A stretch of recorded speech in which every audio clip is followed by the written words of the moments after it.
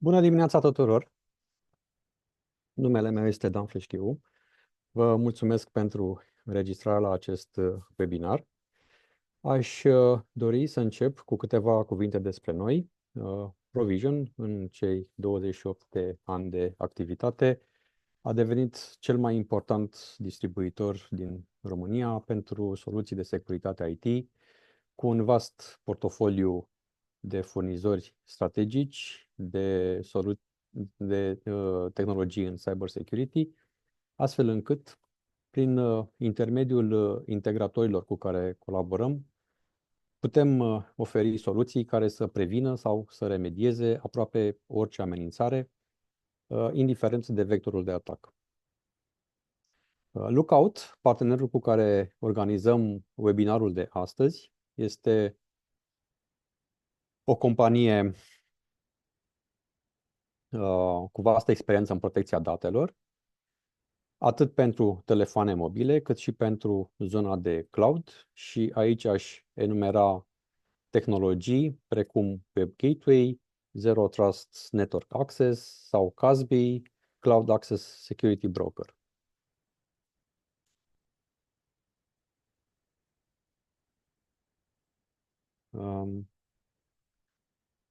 Revenind la subiectul de azi, secundă că mi-a dispărut agenda.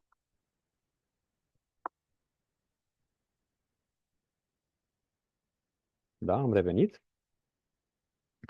Revenind la subiectul de astăzi, majoritatea dintre noi folosim telefoane inteligente, fie că sunt telefoane de serviciu pe care le folosim și în interes personal, fie că sunt telefoane personale pe care le folosim și în interes de serviciu.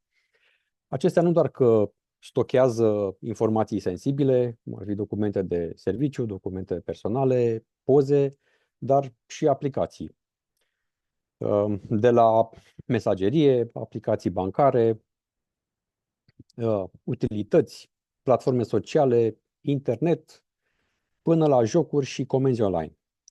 Ca să nu mai vorbim despre rețelele pe care le accesăm în diverse locuri, magazine, aeroporturi, parcuri și așa mai departe.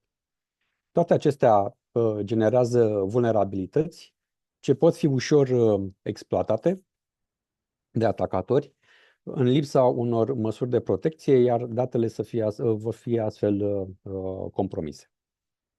În următoarele 30 de minute ne propunem să vă arătăm cum au evoluat aceste tactici folosite de atacatori, care sunt vectorii de atac deosebit de vulnerabili, ce tipuri noi de APT-uri cu rol de supraveghere au fost descoperite. Pe parcursul webinarului puteți scrie întrebările voastre în secțiunea de Q&A și vom încerca să răspundem la final.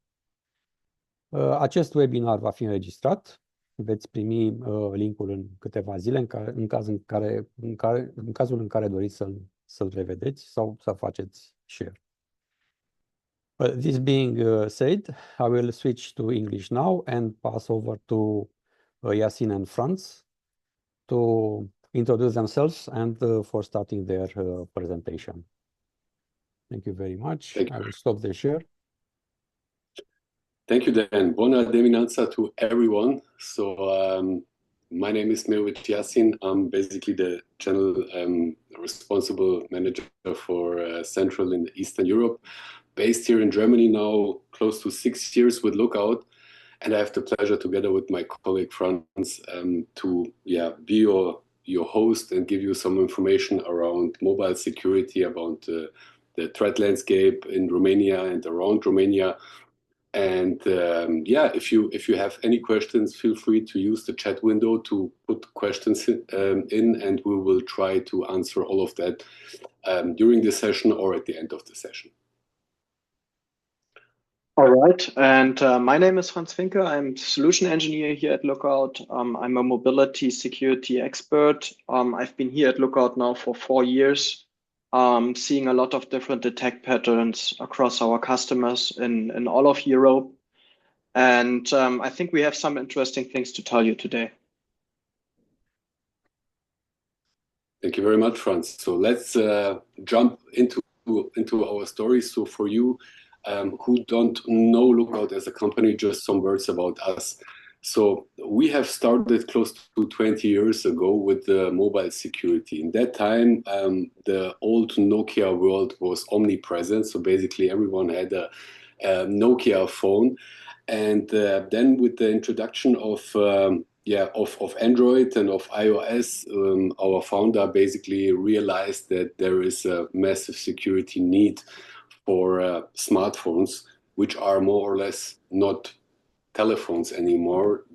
We are talking here now about endpoints, and that's the main heritage from our company. So we started around about 20 years ago with the first app on Android, and later on we introduced the iOS application. And since that time period, we have now more than 220 millions of devices secured. So this number is huge. Just for you to know, if you take all the competitors in that area together, they are in a one-digit million area. So just that you have an idea how big that number is. We are also very strong in the visibility of applications. So currently we have more than 320 millions of apps in our data corpus.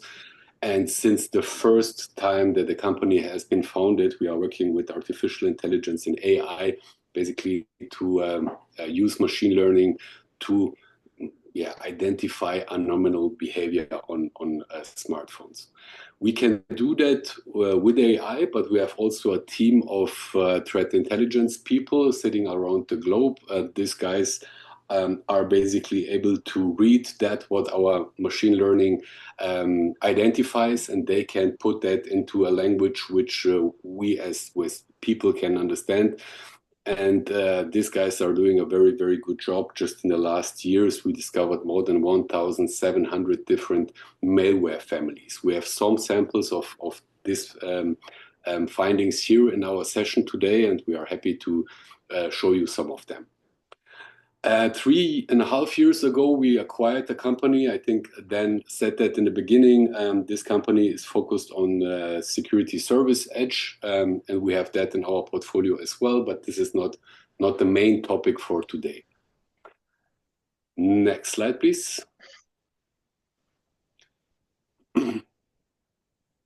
So, next. I think close to everyone has received some SMS related to any kind of phishing. So we have here, I'm based in Germany, a lot of UPS, DHL, delivery parcel SMS, but we had also just recently some banking scams here in the region in Switzerland. It's a bit different. They have a lot of CIO fraud, but depends on the country. I would say close to everyone. And when I'm somewhere traveling with customers, with partners, and ask them, have you ever received something like that?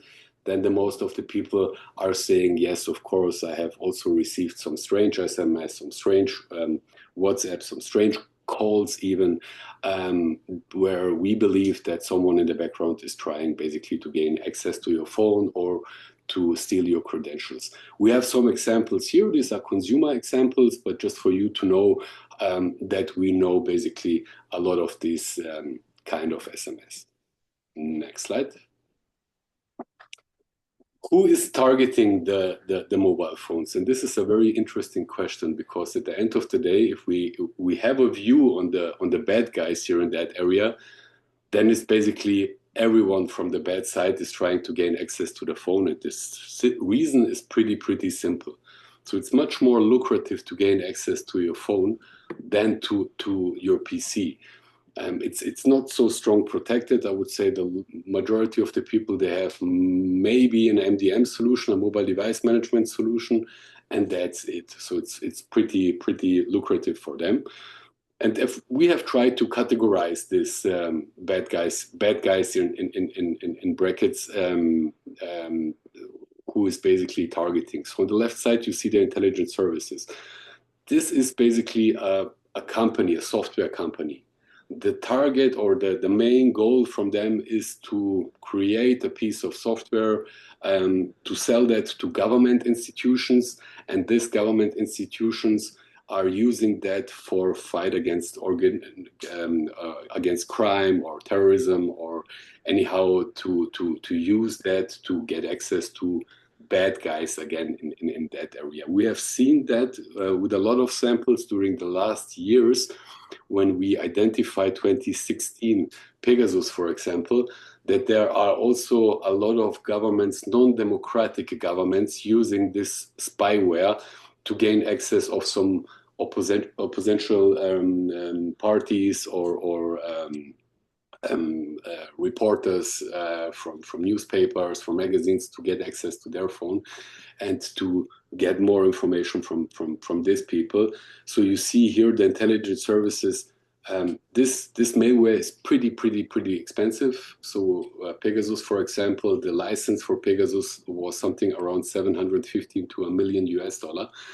But it's very effective, and you can basically super easy get access to the phone. The next, and the difference between the intelligence services and ATP groups, is that the intelligence services, they need to make money, so they need to sell the software. And the ATP groups, they don't need to make money because they have been paid from various sources and that kind. In that example here, we have some ATP groups from China, from Russia, from Middle East, from various countries, where we know that they have been paid by nation states to do long-term persistent espionage. And the target here is to stay as long as possible on the phone without knowing, of course, and get as much information as possible from the people. The next one is ransomware gang. These guys are very professional. I mean, the other two are also very professional, but here in that area, we are talking about really high-skilled people. They are using mobile phones to get access or to do ransomware. So this is the way how they work. So we have also some examples here in that presentations how they do that. But it's basically simple to get a second factor stolen on your phone, and then to do the ransomware, then to try to go direct and try to do the ransomware direct on the fleet of PCs. So therefore, this group is targeting mobile phones, trying to get access to the mobile phone, trying to steal your credentials, trying to get access to the second factor, and then to do ransomware. And the last one are the scammers. We call them internally the Tinder swindler. They are not in a group organized. They are mainly smaller group of people, individual people. They are doing mass mailings. They are doing mass SMS, similar to that what we've shown before. And then, they are basically trying to steal credentials to get access to your Netflix account, to your Amazon account, and to steal the credentials and to do money with that, to put it on dark web and to sell it. That's basically the business model of them. Next slide, please. Here we have some samples of the intelligence group. So I just talked about the NSO group with Pegasus. The question for you here is, you can put that in the chat window, do you know some of these logos? And if so, do you want to get more information out of them? So what is interesting, the NSO group is from Israel, and they have been very often in the media. One of the biggest, let's say, fails that they had, and they had it in their oilers, was that they will never target a phone with +1. So no phone in the US will be targeted with their Pegasus software.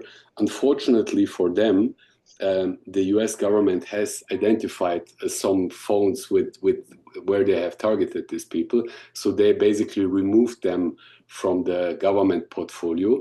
And the guys below Paragon with Graphite, they had now taken over to do the terrorism, fight against terrorism, and to do here the work for them.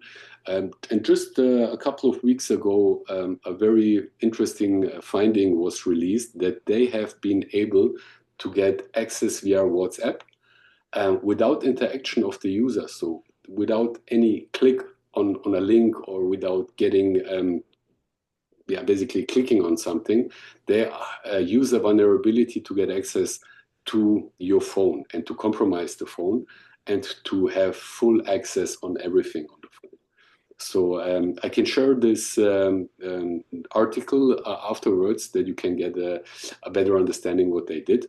But we have also some companies here in Europe like Hermit, that's an Italian company, and they're doing something similar, and we have it in some samples here, how they get access basically to mobile phones.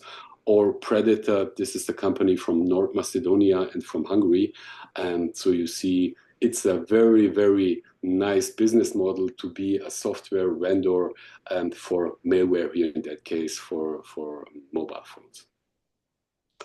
Next slide, please.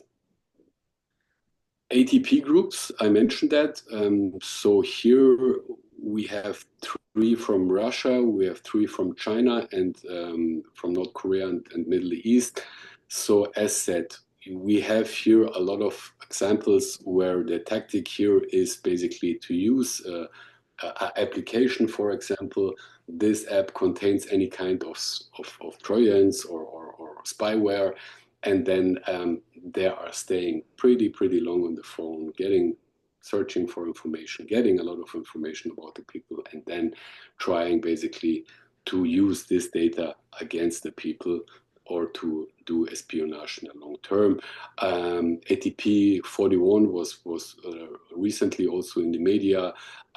Lazarus from North Korea as well. So, but this is not the topic for today. We will later on jump into a group, ATP group here from Russia. Next slide. Ransomware gang. I'm pretty sure that some of you has heard about Scattered Spider. Scattered Spider, they have been responsible for the top 3 hacks last year and the year before. Very known was the hack on MGM and Caesars Palace in the US, where they shut it down, the casino, for a couple of weeks with a ransomware. Most of the people do not know that this tactic was started with an attack on mobile phones. So they used basically SMS as first entry point. They sent out a lot of SMS to the victims, and then they get access to the second factor, and then basically they did the ransomware on MGM. Here in that example, that was a bit different because here they get access to 2 telecom providers, one in the US, one in Europe, where they have been able to get access to the SMS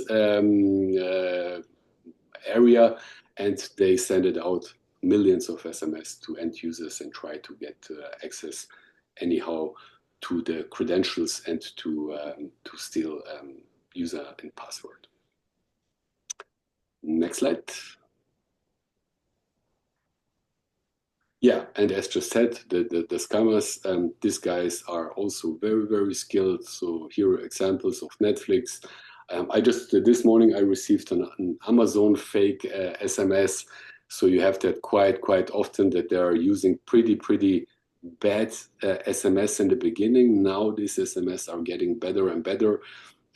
With mass SMS, and the idea here is also to take your account over and then to steal money from your bank account, or to order something on Amazon for you from eBay, or to steal your banking account from Netflix. So it's pretty easy, but these guys are very skilled, and after that, when they steal your credentials or they steal your data, then they are selling this data in the dark web, and they're trying to make money out of it.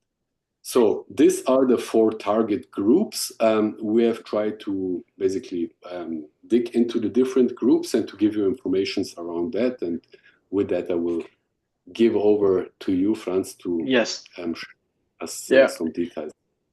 So, and in summary, we can really see and say that the commercial surveillance vendors, the APT groups, and the ransomware gangs are really the most dangerous for your data in your organizations, not for you as a private person or consumer, but for your organizations, so the company that you work for. All of those groups, they use different techniques and different spyware. And what we want to do now is take a look at the evolution of mobile spyware with the foundation of Lookout's expertise and data that we gathered over the last 20 years. I'm going to pick some examples because if I'm presenting all of those 1,200 spywares and 140 families, we wouldn't be done in a year probably. So we have to concentrate a little bit, and we concentrate on the different spyware families that we see here from the left side going to the bottom and then to the right-hand side of the screen to the phone that is infiltrated with the Trojan. So over the past years, we see a lot of spyware being developed mainly by the CSVs or commercial surveillance vendors and by the APT groups. They use various of different techniques to infiltrate the device or even convince the user to install an application on the mobile phones. And we now take a look at a few examples. Of course, we're going to take a look at one of the most well-known surveillance wares out there, Pegasus, already mentioned as well by Yassin. This has been one of the first major cases of mobile spyware, which was discovered by Lookout in 2016. So they, in 2016, they actually used spear phishing to get on the mobile phones.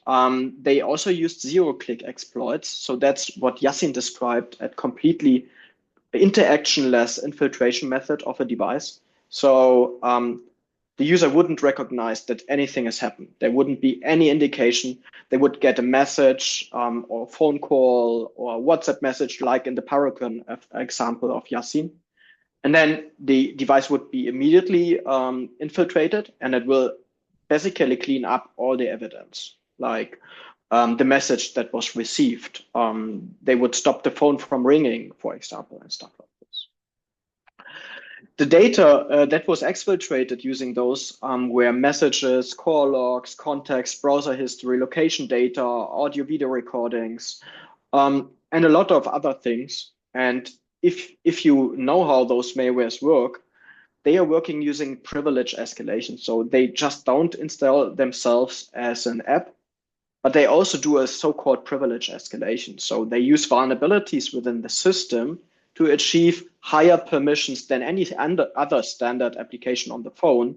And by this, they can very, very easily even infiltrate corporate sandboxes. So if you have a specific work profile on the phone, they can very easily, with that privilege escalation, access the data and the work profile on your Android phones, for example.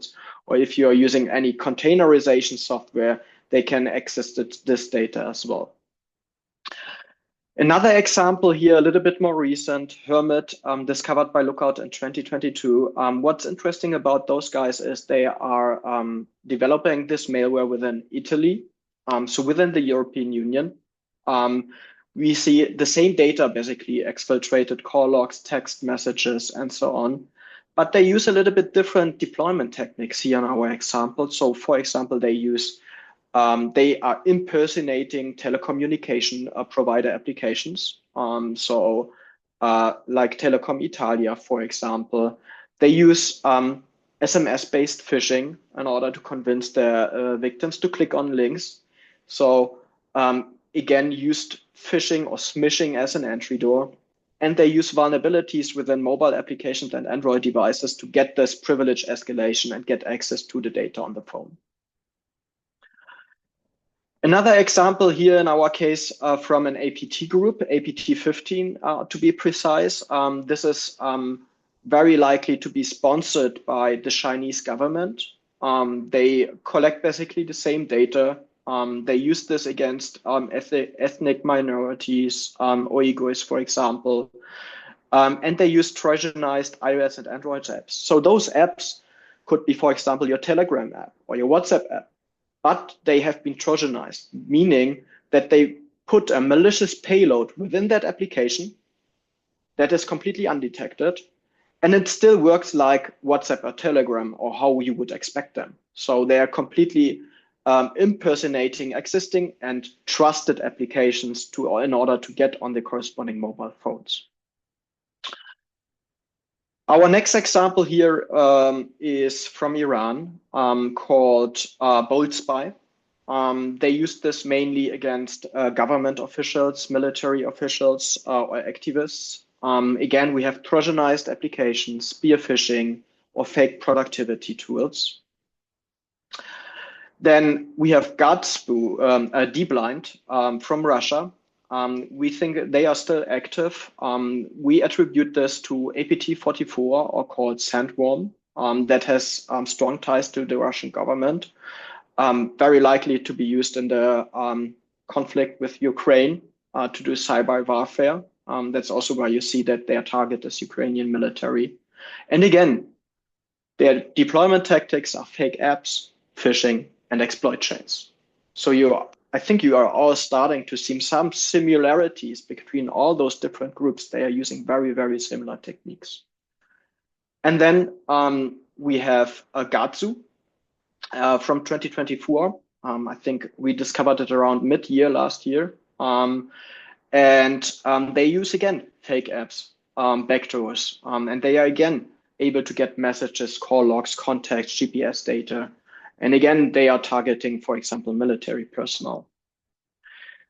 So all of those different APT groups or commercial surveillance vendors, you see, they are using common techniques. We see they are using social engineering, for example, using spear phishing, using messages to convince their victims to click on a link, install a specific app, something like this. They're being very, very deceptive about what they are doing. And if they are able, they're even using zero-day exploits. Zero-day exploits are basically vulnerabilities within applications or operating systems that don't have a fix or an update available yet, and are basically able to be exploited by the attackers without any, without a lot of difficulties. So if we are talking about the mobile risk and specifically think about the different commercial surveillance vendors and APT groups out there, and we think about our mobile phones, we have different entry points that we need to think about and that we need to protect on the mobile phones in order to secure our company and our data from those different threats out there. The first entry point really is the web and the content that is accessed using a mobile device. So we saw different phishing techniques that all try to get the victim to a specific link. But if we are aware of the links that are accessed on a mobile phone, we can very, very easily block those threats from being actually accessed on the mobile device. We see QR codes being used to, mask a link that should be accessed. We see malicious site directly exploiting vulnerabilities within Google Chrome or Safari in order to get that privilege escalation on the system.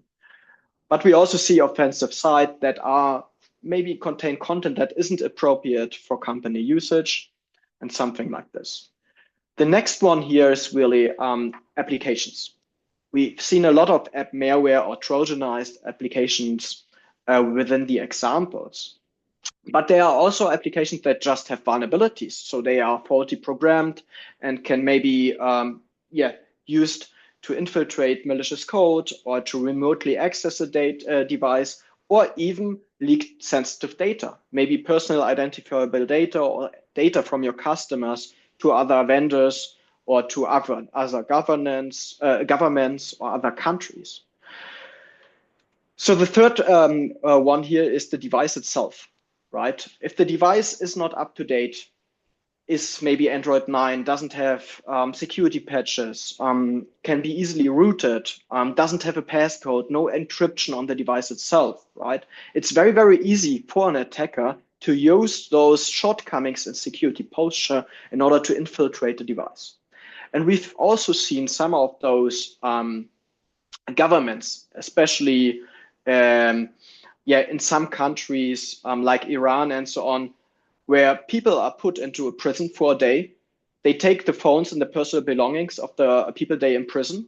And during the prison stay, they just plug the phone in, infiltrate the device, and then they return everything after they leave. But the phone is completely compromised because it was not completely protected using a PIN code, using encryption, or other different security posture important things.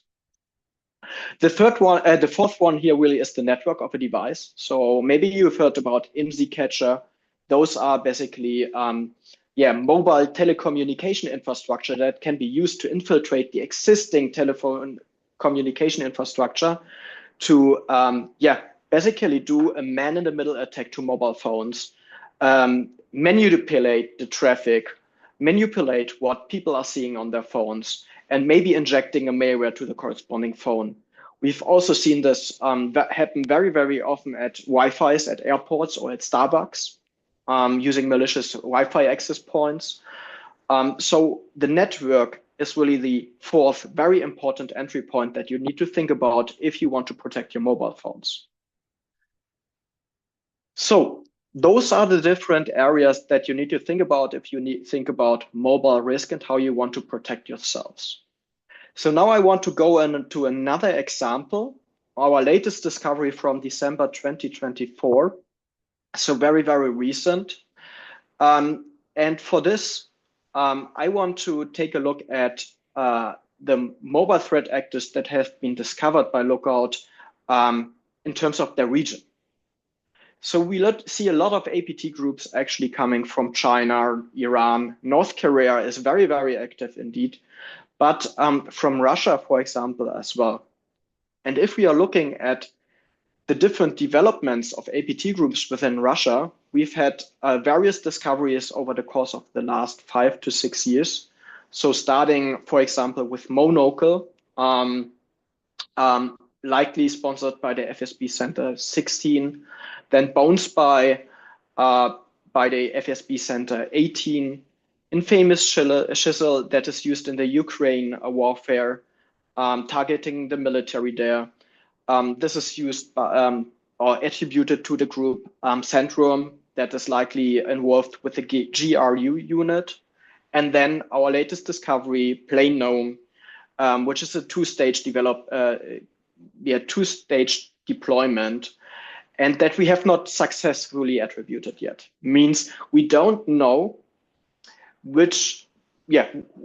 who are the people that are behind this, but we, because of the infrastructure and the techniques that we see that they are used, we are very, very confident that this is attributed to an APT group within Russia as well.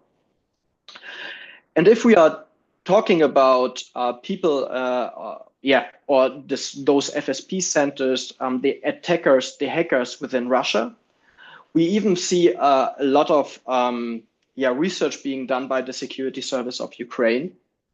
And they basically identified already most of the people that are behind those attacks of the FSB Center 18 or 16, or even the GRU units.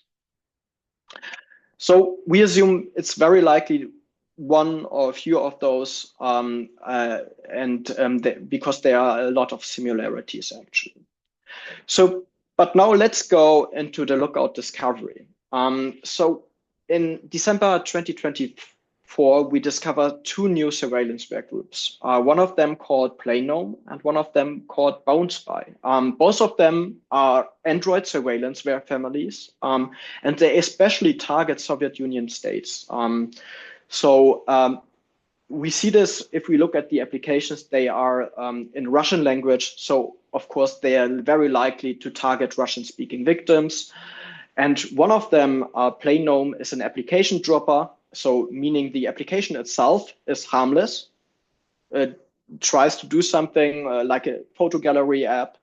And then it's used to install a secondary app that contains the malicious payload. And the other application called BoneSpy is completely masquerading as an organization app called Samsung Knox Manage, which is a mobile device management system. And those are very likely to target organizations within those regions, so different companies. They have extensive surveillance capabilities, very similar to what we've seen in the previous examples. But with that, let's go a little bit more into detail. So plain known first. As I said, it's a minimal application dropper. So the application itself doesn't contain malicious code. It impersonates basically an application store. That's what you see on the right-hand side as well. If you see that button on the top, in the bottom right corner, you see something in Russian saying something like catalog. If you click on that button, you will see a catalog of all the different applications. And if you click any of those applications, it starts to download a secondary payload, which is basically impersonating an image gallery. So like your photo gallery that you have on your phone, displaying on the phones that you have taken with the phone's camera. But this application also does ambient recording on the device, stops itself when the device is unlocked, just to stay in the background and to hide itself from the user. So if they click the button, they will actually start the download. If the download is done, you will see that the secondary payload is started. And the first thing it does, of course, is to request all the permissions. So here in this case, it tries to access all the different files on the different file system in order to get access to the microphone, camera, to do different exploits and so on. After this, it will basically start a root service according to our researchers. And this root service has a purpose to do a privilege escalation. So basically achieve root privileges on the device in order to compromise other areas on the device that are especially protected, like the work profile or private space and stuff like this. And then after all of this is done, they will see the image gallery, and it will work like any image gallery, like Google Photos or whatever that you have on the phone. Here on this image, there were some personal photos, so those are blurred. Of course, the photos are displayed completely correctly on the corresponding device.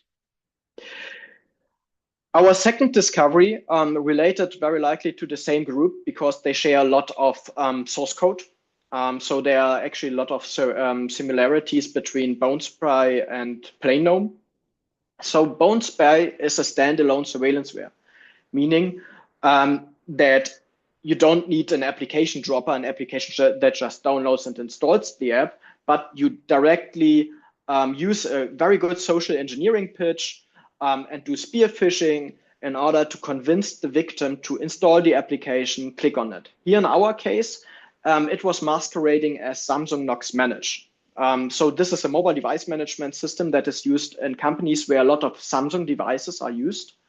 And it's very likely that they used a social engineering technique to especially approach the administrators managing those Samsung devices within the organization and asking them to install the application in order to manage the devices.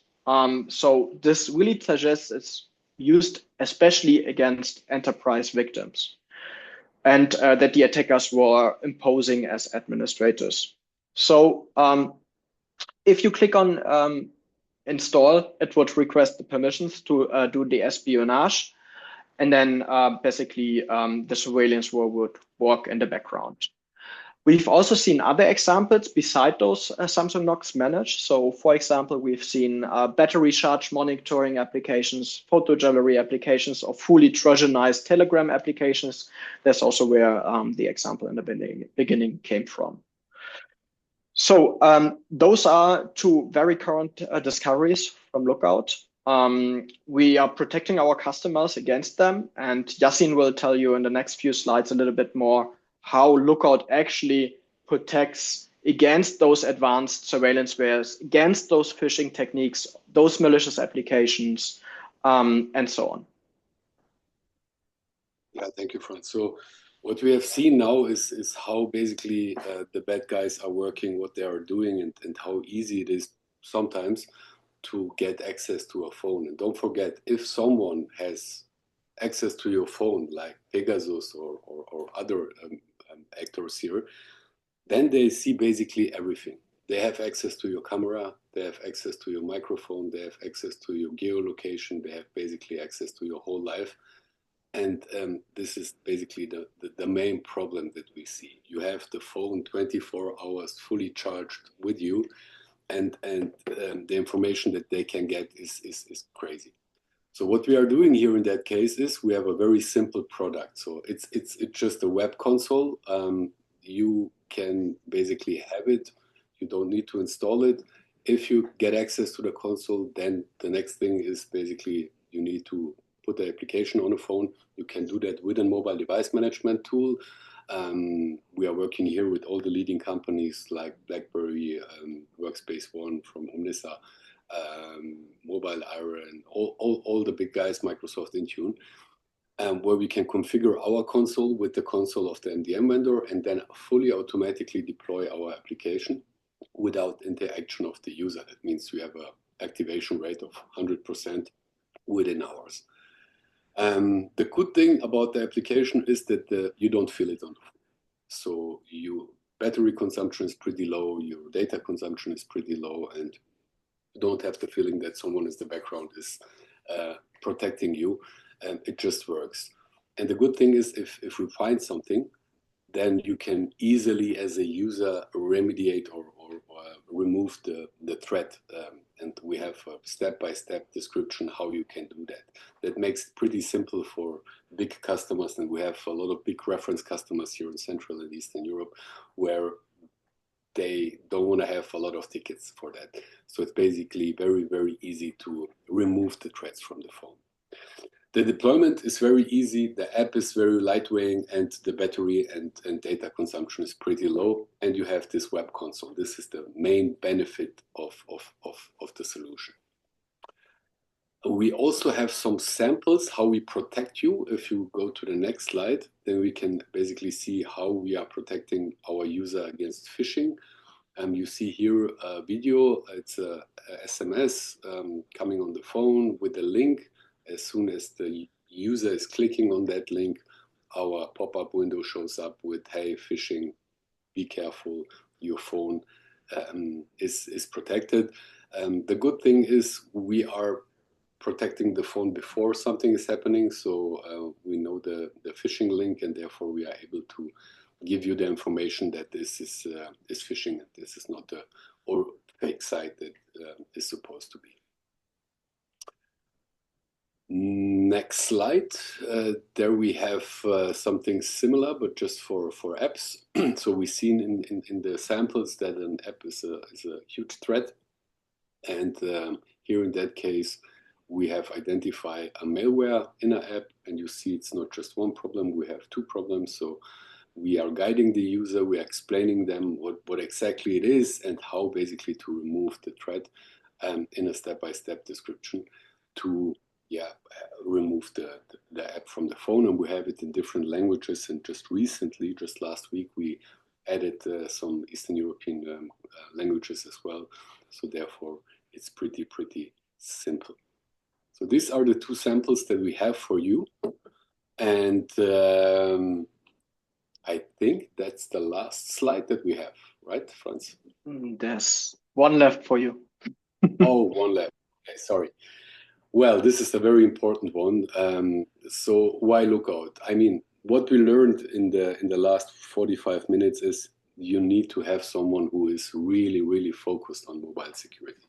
It's not enough to just have it for a check mark or to have it for any purposes. It's important that you have this visibility in that what is happening here, because a lot of is happening, and you don't know that if you are not protected.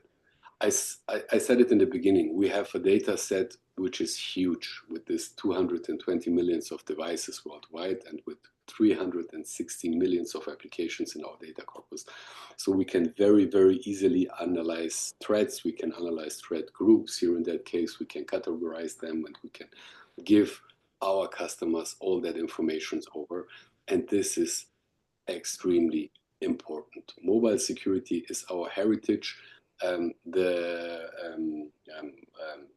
Techniques that we are using here is not just AI, it's also our threat intelligence team, our researching team. We can combine these two things, and we are doing that since close to 20 years. I think this is very important for you to know. In terms of features, in terms of patents, in terms of that what we are offering, we are super huge in that as well. I think currently we have more than 160 patents just in that area. So here also the competition here altogether, there are something around 50. So you see the innovation right here is also very, very huge. Yeah. Therefore, I would be happy if you could, if you have a question or if you need assistance or you want to start with the POC or pricing or whatever, then Dan and the team from Provision is very happy to assist. We are also happy to support Dan and the team and you, of course, as well. We have a whole team here in Europe sitting and supporting our customers and our partners. So yeah, that's it from my side. Thank you very, very much. I think, or I'm hoping it was interesting to you and we could give you a little bit of insight of that, what we see in our daily business. And happy to answer question and to give over to you, Dan. Thank you very much, Yasin and Franz, for your presentation. It seems it was very good as we don't have any questions so far. Again, I encourage you to send any questions to my email address, dan@provision.ro or itsecurity@provision.ro. I thank you also very much. And with that, we will conclude our webinar. La revedere. Thank you. Goodbye. Bye.